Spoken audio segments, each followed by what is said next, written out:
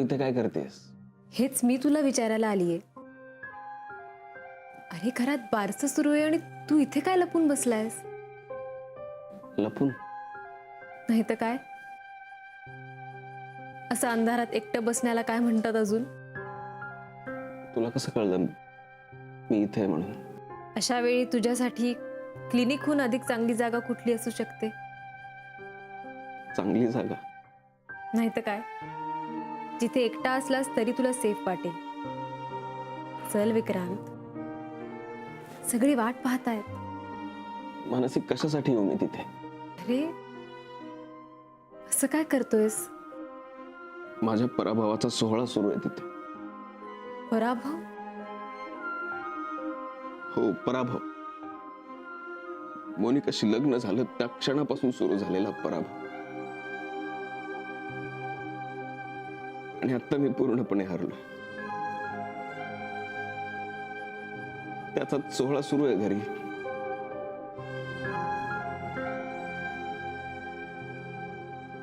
काय पाहतेस मानसी? माणुसकी म्हणून ज्या बाळाची जबाबदारी घेतली ते बाळ आता ईशा विक्रांत दळवी या नावानं ओळखलं जाणार आहे. हा माझा पराभव नाहीये का? की कुणीतरी भलत्याच मूल राजरोसपणे माझ्या नावावर खपवलं जातंय? हा माझा पराभव नाहीये.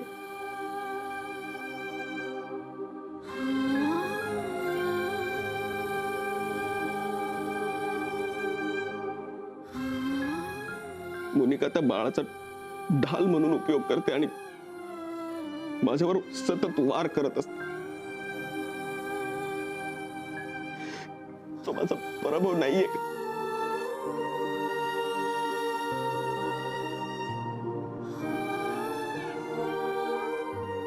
विक्रांत, नाही विक्रांत, हा तुझा पराभव नाहीये. जे बाळ अनाथ आश्रमाच्या पायरीवर सोडून दिलं जाऊ शकत होतं त्याला तू आपल्या कुटुंबाची माया दिलीस. हा तुझा पराभव कसा? अरे जे बाळ आयुष्यभर अनाथ म्हणून तडफडत राहिलं असतं त्याला तू आपलं नाव दिलंस. हा तुझा पराभव कसा विक्रांत? हा तर तुझा विजय आहे. आणि घरात तुझ्या विजयाचा सोहळा चालू आहे. चल विक्रांत, त्या बाळासाठी तरी चल.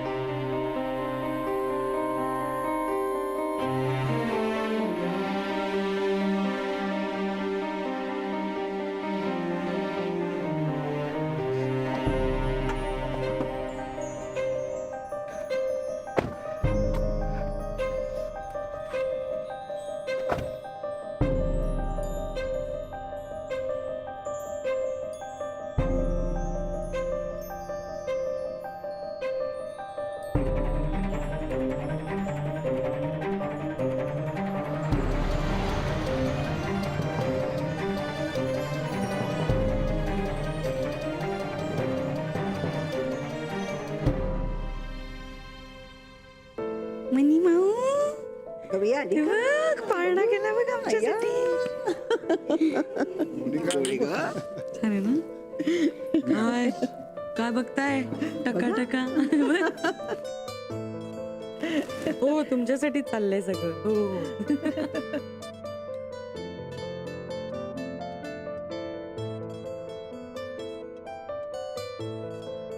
अजून किती वेळ लागणार ग? कधी संपणार हे? मला चेंबूरला जायचंय. अरे सर कुठे गेले पण? इथे मला केवढी भूक लागली माहितीये. पण सर आपल्या आधी निघालेले ना, मग राहिले कुठे? मला नाही माहिती कुठे ते. काय अपॉइंटमेंट वगैरे बोलले होते का? नाही, काहीच नाही. मालती, काहीतरी खायला मिळाल तर बघ, माझी गोळी घ्यायची वेळ झाली. गो बाई, थोडीशी कळसोसा ना.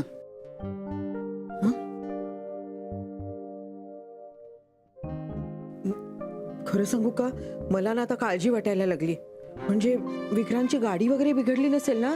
बहिणी, येईल तो. असं का विचार करताय तुम्ही? येईल. अहो, आमचा सलील कुठे दिसत नाहीये. आणि मानसी हे हो, संधी साधून कुठे सटकले का काय? अरे कमाल आहे हा मुलगा, माझ्याहून जास्त बेजबाबदार आहे. काय कोण आहे?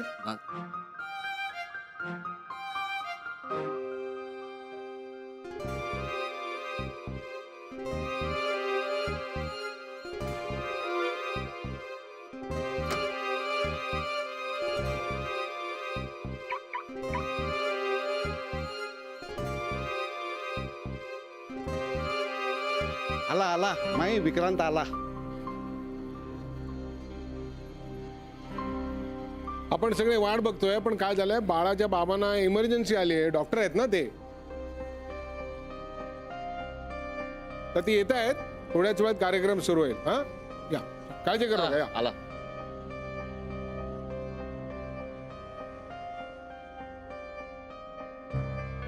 सॉरी, माझ्यामुळे तुम्हाला सगळ्यांना ताटकळत राहावं लागलं. इट्स ओके विक्रांत, असं होतं. चला सुरू करा. हा, या. आजीकडे जायचं का?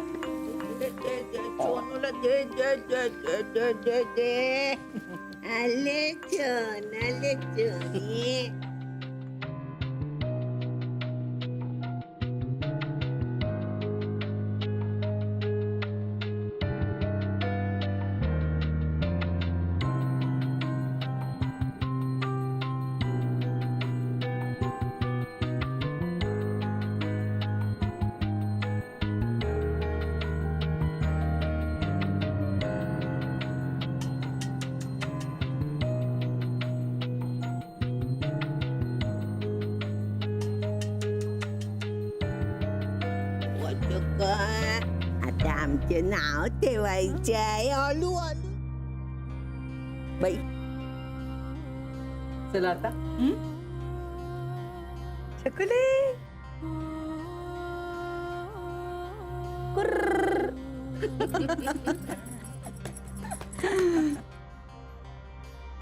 काय नाव ठेवलंस? ईशा.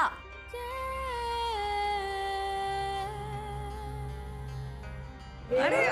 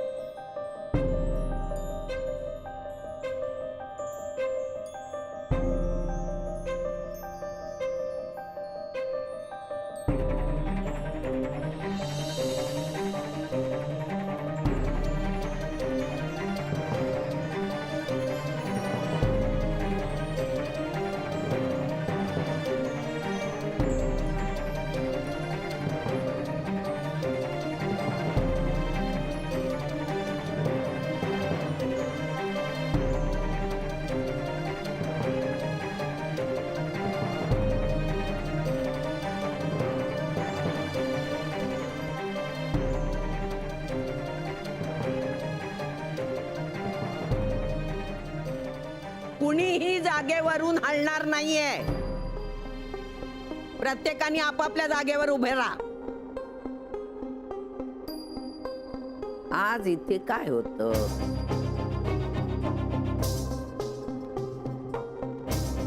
आजी ते चाचरू नकोस. मला सांग, आज इथे काय होतं? बारस. कुणाचं बारसं होतं? बोला डॉक्टर विक्रांत, कोणाचं बारसं होतं? अरे तुझ्या मुलीचं बारसं होतं ना?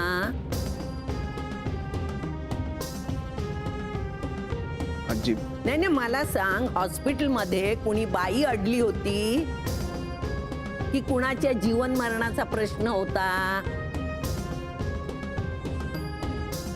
मग घरात पाहुणे आलेले असताना त्यांना 1.5 तास 2 तास इथे थांबून तू तिथे काय करत होतास?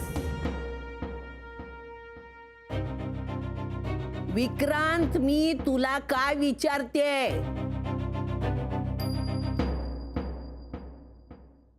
अरे तुझ्या मुलीच्या बारशाला तू ती माझी मुलगी नाहीये.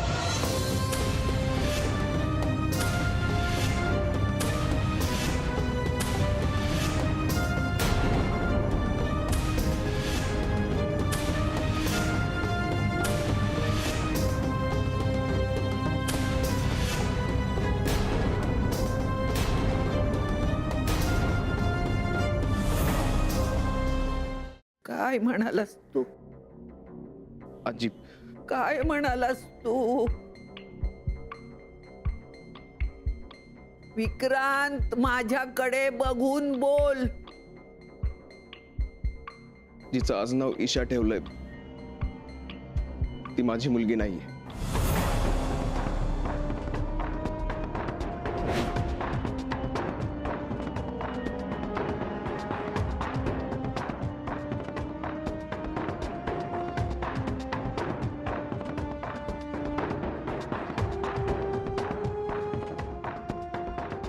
तू काय बोलतो? तुला कळतंय? आजी मी पुन्हा सांगतो, ईशा माझी मुलगी नाहीये.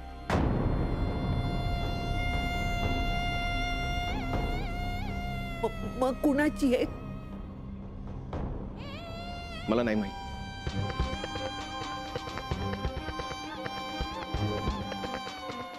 लग्नापूर्वी तुम्ही दोघं एकत्र भेटलात. तुमच्या हातून चूक झाली.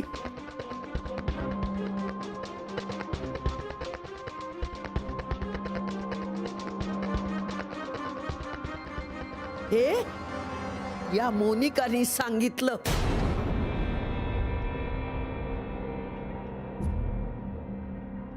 आणि आता तू खोटं सांगितलंय तुम्ही.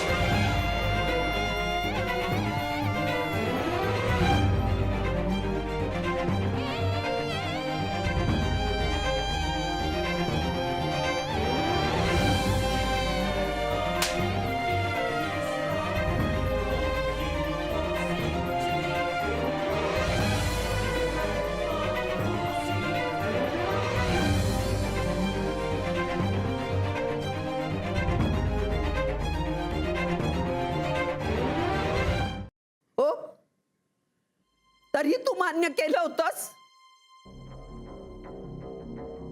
मान्य केलं होतंस की नाही? कशासाठी? तुझ्यासाठी, या तिच्या आजी आजोबांसाठी.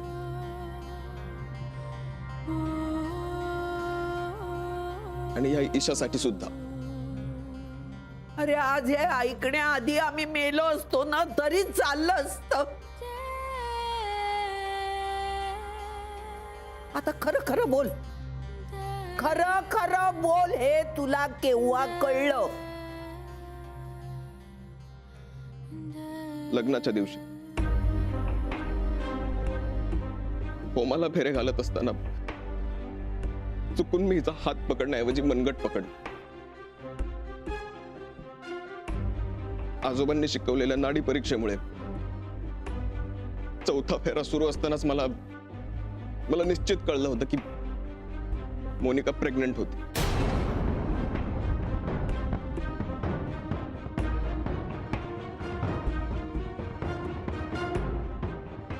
आजी प्लीज,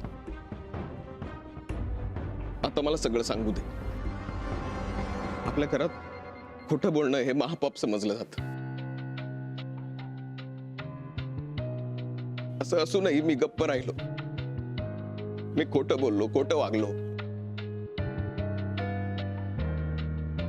त्यासाठी तुला हवी ती शिक्षा मला कर. पण मी असं का वागलोय हे एकदा ऐकून घे. कशा करता? कारण आता तरी हे सगळं तुला आणि सगळ्यांना कळायलाच हवं म्हणून. आणि मी जे काही वागलोय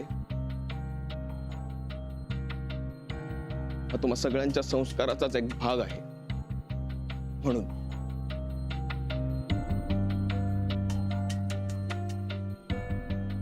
लग्न लागण्याच्या अगोदर मोनिकाचे आजोबा मला वधू पक्षाच्या खोलीत घेऊन गेले होते. तिथे तिच्या बाबांच्या फोटो समोर ते खूप इमोशनल झाले. तेव्हाच माझ्या लक्षात आलं होतं की हे खूप हळवे आहेत. मी जर तेव्हा मांडवात तमाशा केला असता तर त्या धक्क्यानेच ते गेले असते अशी मला भीती वाटली.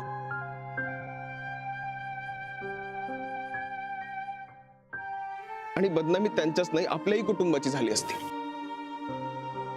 म्हणून मी गप्प बसलो.